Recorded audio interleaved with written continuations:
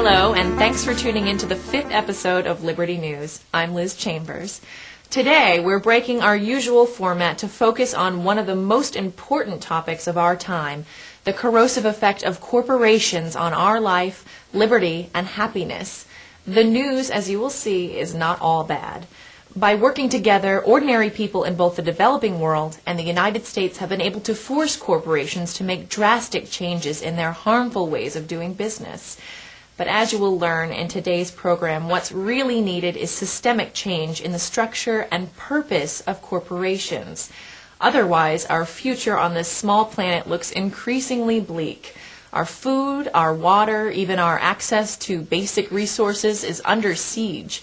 In today's show, Quinn will be joining me with some great documentary footage about corporate power and how to challenge it.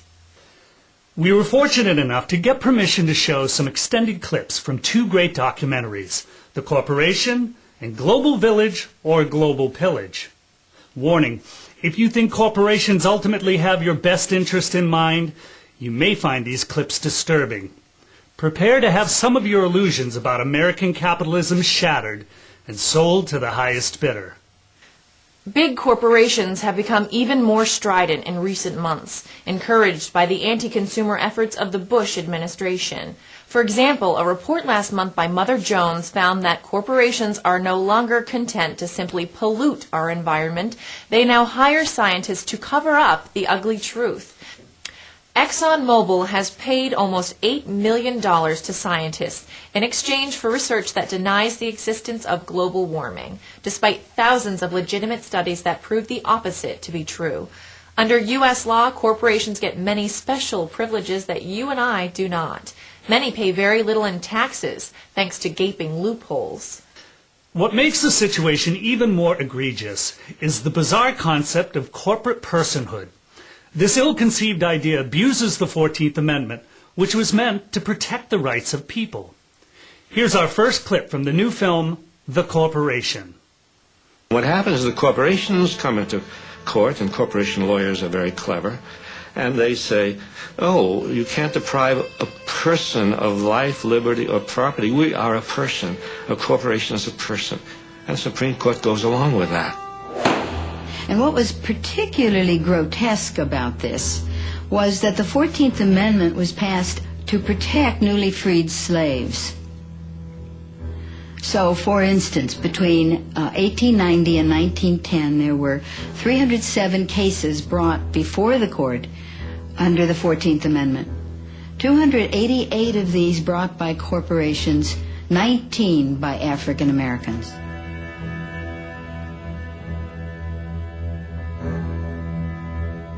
$600,000 people were killed to get rights for people.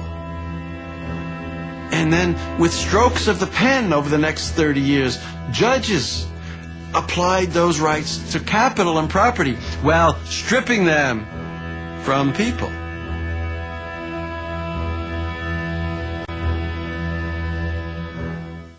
Jeff Milchin, a corporate reformer with ReclaimDemocracy.org, explains that corporations have very little in common with small business owners. Big companies have major political clout and collect millions in government subsidies. These unfair competitive advantages allow them to drive many small companies out of business. What we have, I would say, in the United States today is, rather than a competitive market economy, something that might appropriately be called corporate capitalism, where the wealth of corporations is readily translated into political power, and that political power is used to essentially rig the game in many different ways, whether it be extracting public subsidies for corporate developments that are almost never available to a small business owner, to rigging the tax code. There's a whole slew of different ways in which that political power is wielded to prevent a really competitive market, to tilt the playing field against the small business owners of America in favor of their corporate competitors. The current administration, of course, has not only shrugged off the bad behavior of corporations, but has assisted in harmful deregulation. With the willing support of the Republican Congress, Bush and his radical cabinet pushed through laws that have weakened class action litigation and robbed ordinary citizens of bankruptcy protection. The corporate media has conspired along with them. These right-wing advocates want you to believe that corporate criminals are just a few bad apples, so that you'll ignore the rot that has contaminated the whole bunch. These are not just a bunch of bad apples. This is just a few bad apples. It's not just a few bad apples. We've got to get rid of the bad apples. You can start with Tyco. Bad apples. We know all about WorldCom. Bad apples. Xerox Corporation. Bad apples. Arthur Anderson. Bad apples. Enron, obviously. Bad apples. Kmart Corporation. The fruit cart is getting a little more full. I don't think it's just a few apples, unfortunately. I think this is the worst crisis of confidence in business. What's wrong with this picture? Can't we pick a better metaphor to describe the dominant institution of our time? A lot of these corporations are completely shameless about ditching loyal American workers and heading overseas in search of cheaper labor, weaker environmental laws, and tax avoidance. Here's a clip from Global Village or Global Pillage. They were working doing the same thing I did up here, but they were working for 85 cents an hour. I up here was working for a lot more than that. When I left Westinghouse, I was making $13.65 an hour. As Janet Pratt discovered, in today's global economy, it is getting easier and easier for companies to move their operations around the world. This promotional video encouraging companies to move to Mexico proclaims the benefits of moving to low-wage areas. Why have so many American manufacturers moved production to Mexico? Simply put, the U.S.-Mexico production sharing concept works. American manufacturers report savings of up to $25,000 per direct labor employee per year, due to the fact that the Mexican hourly minimum wage has remained under $1 per hour for the past 8 years.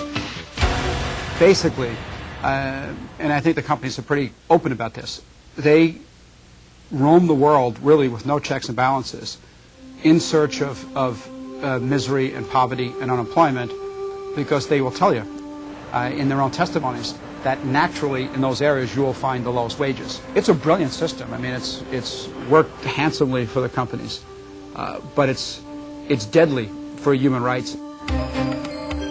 Corporations that used to be American or British or Japanese have gone global. Of the 100 largest economies in the world today, 51 are not countries, but huge global corporations.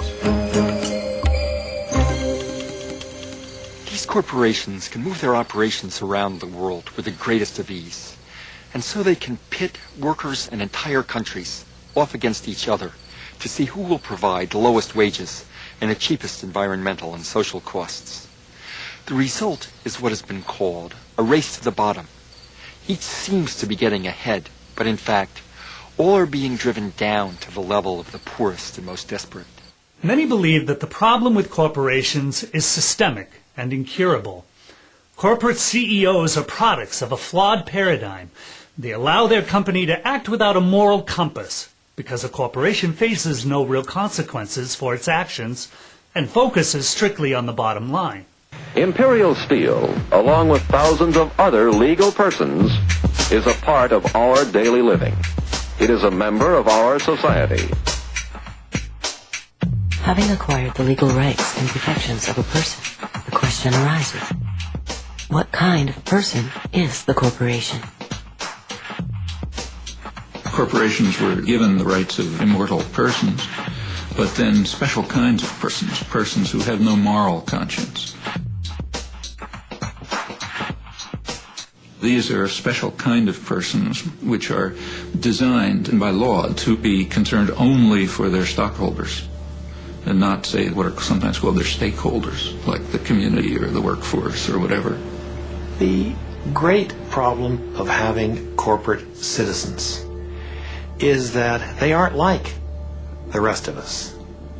As Baron Thurlow in England is supposed to have said, they have no soul to save and they have no body to incarcerate.